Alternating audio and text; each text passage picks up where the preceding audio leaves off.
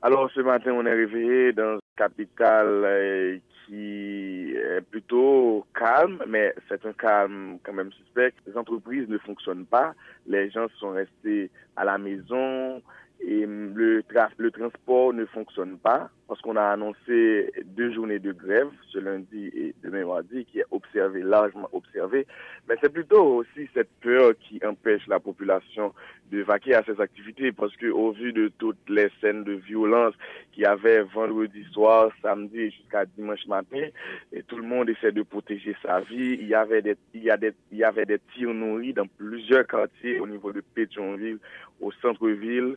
Donc, on essaie de se protéger. Mais quelles ont été les raisons à l'origine de ces manifestations? Bon, évidemment, c'est l'annonce du gouvernement de l'augmentation des prix des produits pétroliers de l'ordre de 38% à 51%. Cette mesure est imposée par le Fonds monétaire international qui a signé un cadre de référence avec l'État haïtien en février dernier pour l'exiger de supprimer certaines subventions et afin qu'on puisse éviter les déficits budgétaires que connaît l'État haïtien chaque année. Mais l'État est revenu sur sa décision, n'est-ce pas? Oui. Le gouvernement a été contraint de revenir sur sa décision que le gouvernement a suspendue jusqu'à nouvel ordre, faut-il le préciser, la mesure. C'est-à-dire qu'à n'importe quel moment, on pourrait revenir sur la décision.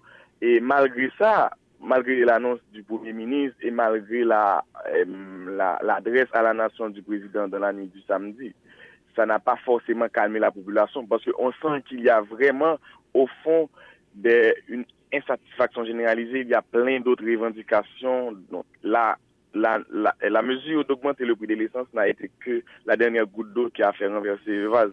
Mais dites-moi, est-ce que la défaite du Brésil au Mondial 2018 n'a pas été l'une des causes du caractère virulent de ces manifestations, puisque Haïti est un vrai supporter de l'équipe brésilienne?